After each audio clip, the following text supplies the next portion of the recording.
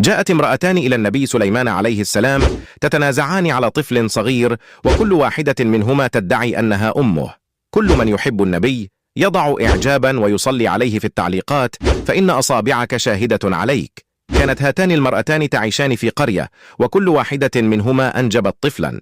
وفي أحد الأيام أثناء نومهما جاء ذئب وأخذ أحد الطفلين، فبقيت واحدة منهما دون طفل. ثم ادعت كل منهما أن الطفل الباقي هو ابنها، وعرضت المرأتان قضيتهما على النبي سليمان ليحكم بينهما بذكائه وحكمته. قال النبي سليمان: سأقسم الطفل إلى نصفين، وأعطي كل امرأة نصفا منه.